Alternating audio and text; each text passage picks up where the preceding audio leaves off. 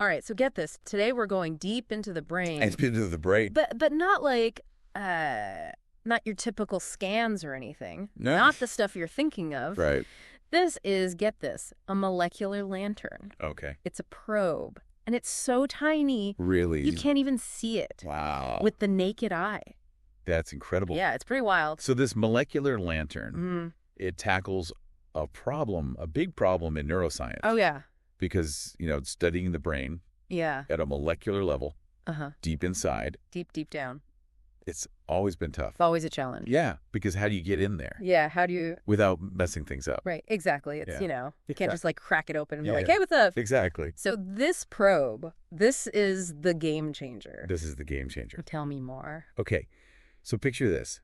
It's less than a millimeter thick, Less than a millimeter. the tip, just a few microns wide. Microns, so like microscopic. Microscopic, yeah. Thinner than a human hair. Whoa, wait, thinner than a hair? It's And that goes into the brain. And that goes into the brain. Without really causing any damage. Yeah, without any significant damage. That's amazing. Like a little window A tiny little window. into the brain's molecules. Okay, I'm with you so far. Right. We got this little tiny probe. Yeah. It's going into the brain. Yeah. But how does it see the molecular changes? What's the magic? Okay, so the magic here is light. Light. Light. Okay.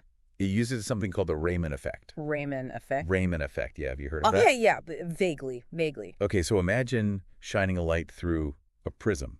Okay, like a rainbow. Yeah, you get a rainbow. Colors separating. Exactly. The light scatters. Uh-huh. It interacts with the prism. Okay. Now, think of each molecule in the brain. Okay, each It's part. a tiny, tiny prism. Oh, interesting. So when the molecular lantern shines its light on these molecules, Yeah. they scatter the light, Uh-huh. but in unique ways, Unique, okay. based on their structure Their structure. and how they vibrate. So each molecule has like its own little light show. Kinda, yeah. It's like a fingerprint. A fingerprint. Oh, I like that. Each molecule has a unique fingerprint Yeah. of how it scatters the light. Oh, that's it. And by analyzing this scattered light, Mm-hmm.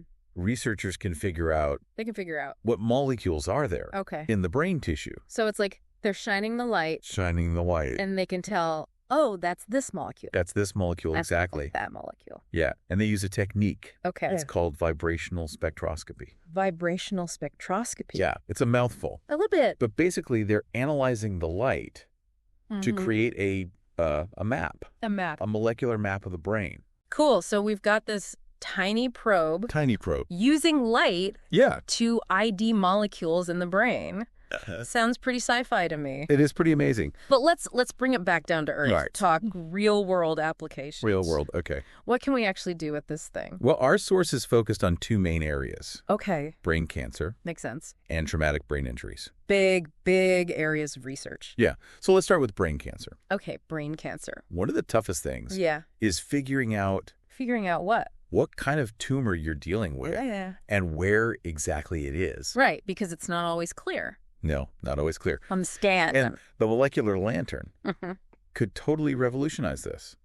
So instead of just relying on like an MRI, Yeah. this could actually tell us, like at the Interesting. molecular level, hey, this is the kind of tumor. Exactly. It could say, hey, this is a glioblastoma, Wow. or this is a meningioma. Okay, so we could know exactly what we're dealing with. Exactly. That's incredible. Imagine using the lantern Mm-hmm. to analyze a tumor sample.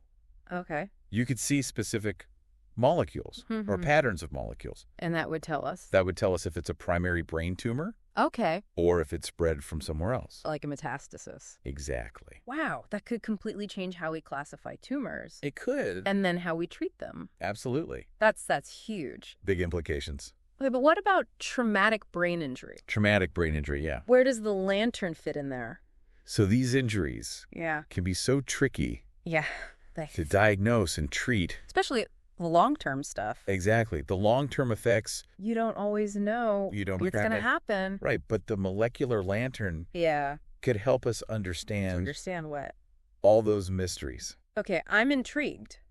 Give me an example. Okay, so say someone has a severe head injury. Oh. The lantern could pinpoint the damaged areas, The actual spots in the brain. the spots, but at the molecular level. Oh, wow. So we could see Like, see the inflammation, the cell death. The damage from the injury? Exactly. All the changes. At the tiniest level. Yeah. And that means doctors could... They could develop better therapies. More targeted, right? More targeted, more effective. To help people heal. Yeah. And prevent long-term problems. Wow. Like maybe even predict things like epilepsy. That's right. Predict complications. This is incredible. It's exciting stuff. It feels like we're entering a whole new era. A new era. Of brain research where we can see... Not just the structures. Not just the structures. But the molecules, too. But what's happening at the smallest level. Yeah. Okay, but there's one more thing. Okay.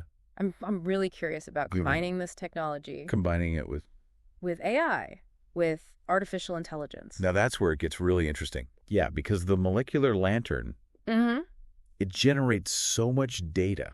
So much data. About the brain's molecules. It's like a fire hose of information. Yeah, and AI could be the key. The key to what? To unlocking that information. Okay, so we're talking AI algorithms. Algorithms, yeah. Analyzing these molecular maps. Right. Finding patterns. Finding patterns. Connections that we might miss. That we, with our human brains. Yeah, we might not see. Might not be able to process. Exactly, because there's so much data. Okay, so AI could sift through it all. Sift through it. Yeah. And maybe find those early signs of disease. Early signs. Like Alzheimer's? Alzheimer's, yeah. Or Parkinson's. Parkinson's. Before we even know. Before any symptoms. Are we talking early diagnosis here? Early diagnosis, potentially. Potentially, wow. And maybe even predicting how someone might respond. Respond to what? To treatment. To different treatments. Yeah, based on their molecular profile. So we could know, like, hey, this treatment is going to work better for you. Exactly. Than that one because of your specific molecules. Based on your molecular makeup. This is truly groundbreaking. It's an exciting time for neuroscience. It really feels like a paradigm shift. Paradigm shift. I like that. And how we understand the brain. How we understand it and treat it. Yeah. Absolutely. It's mind-blowing. It is pretty amazing. I'm already blown away. Yeah. Yeah, this is fantastic stuff. I'm glad you're enjoying it. Oh, absolutely. We're just getting started, though. Oh, there's more. There's always more to explore. Okay, I'm ready. Great. Let's dive deeper. Let's do it. All right, so before we were talking about brain cancer and injuries. Yeah. But our sources, they hinted at like even more applications. Yeah, like beyond those areas. Oh, yeah, for sure. Like this tech, it seems like it can do a lot. It really could. More than just, those two things. It's pretty versatile. Versatile. Okay. Yeah, it's not just for specific brain regions or types of tissue. So it's kind of open-ended then. Very open-ended. So what else, like give me an example. Like what other conditions? Yeah, like what else could this probe help with? Well, let's take epilepsy. Epilepsy, okay. Right now, finding where seizures start. It's tough. It's tough, yeah. But remember those vibrational profiles? Oh, yeah. The fingerprint thing? Exactly. The fingerprint. Which molecule scattering light differently. Right. And it turns out areas prone to seizures, they have unique profiles. They have their own signature. They do. Like a seizure fingerprint. Kind of, yeah. And the molecular lantern can see that. It can see those differences. So then you could diagnose more precisely. Right. Know exactly where it's coming from. And then target treatment better. So instead of like treating the whole brain. Yeah, with meds. You could just go to the source. Just the problem area. That's amazing. It could mean fewer side effects. Right, because you're not like dosing the whole brain. Yeah, flooding the whole system. Right. Okay, that makes sense. And it's not just about finding the source. Where else? It can also monitor treatment.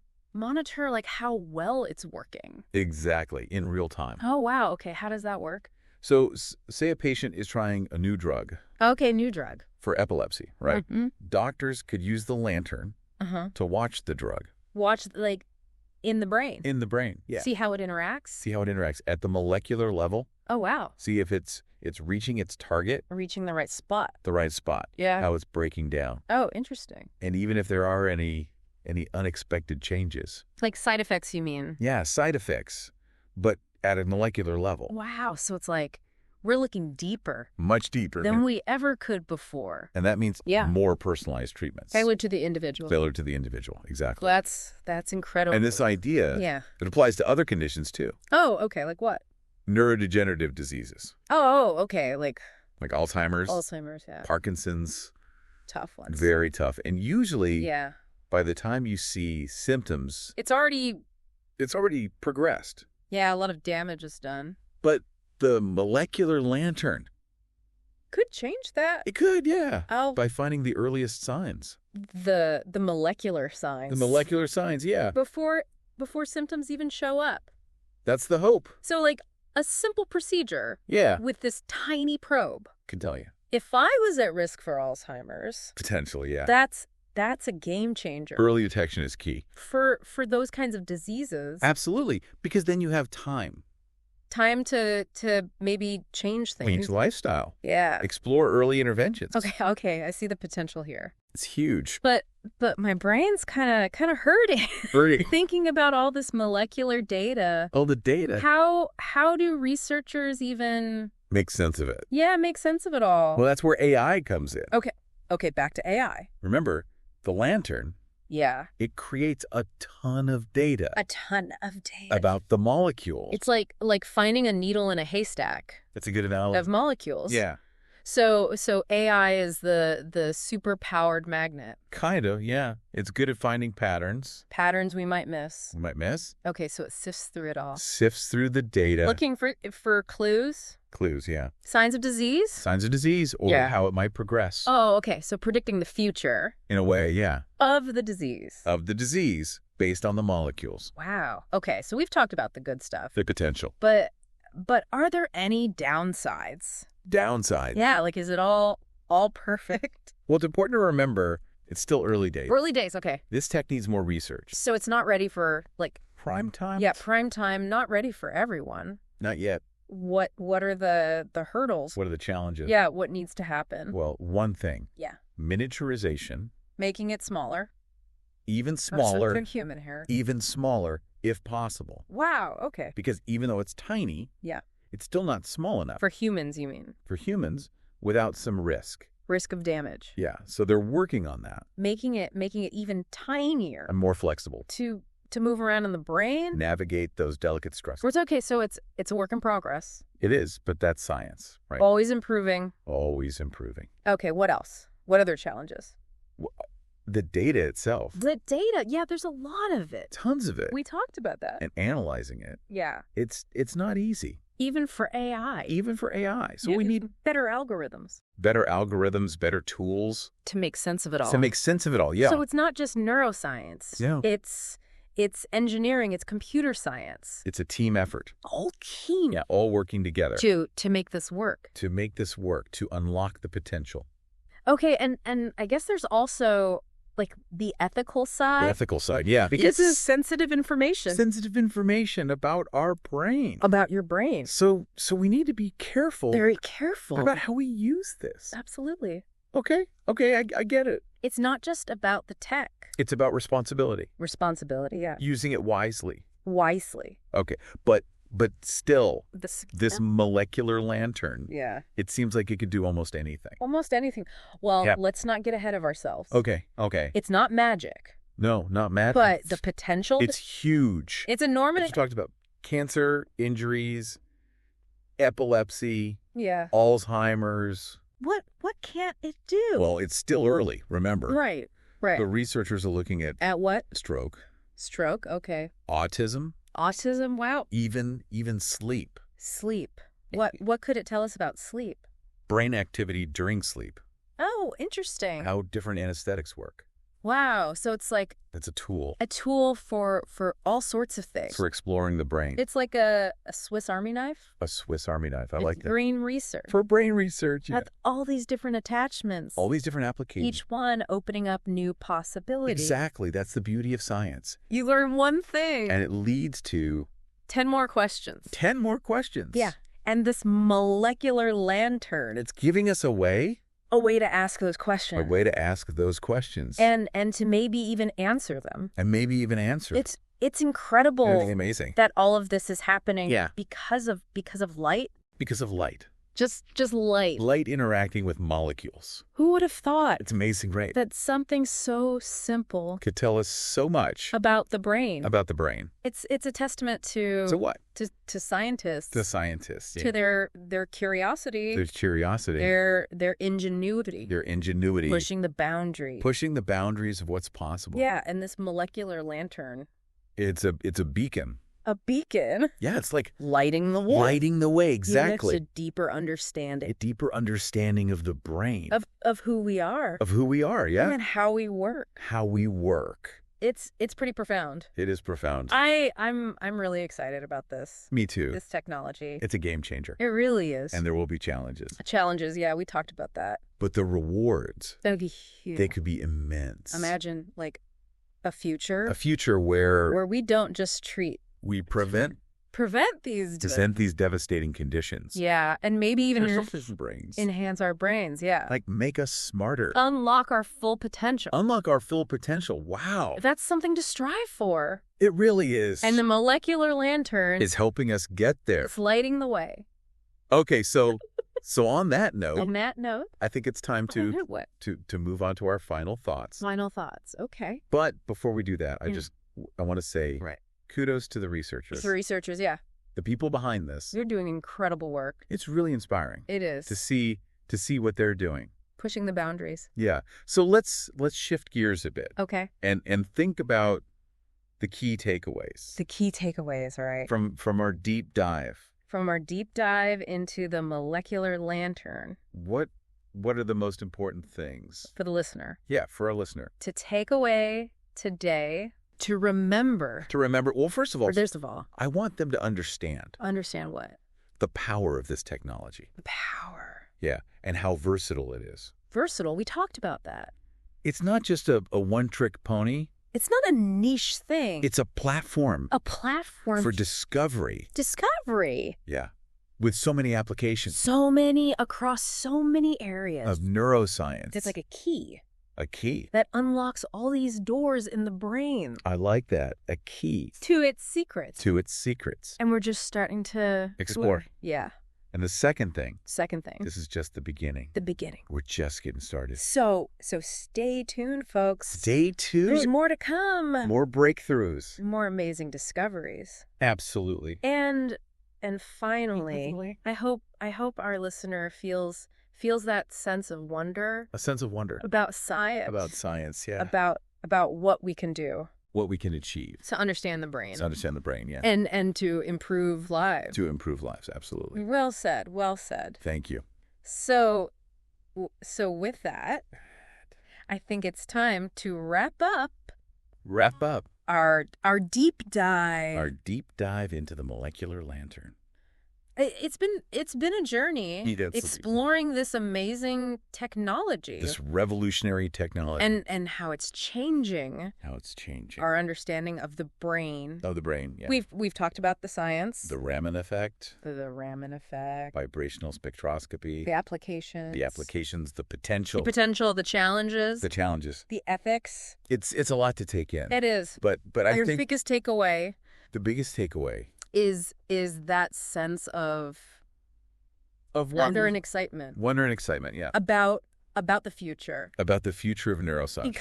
Because the brain is still so mysterious. That's the final frontier.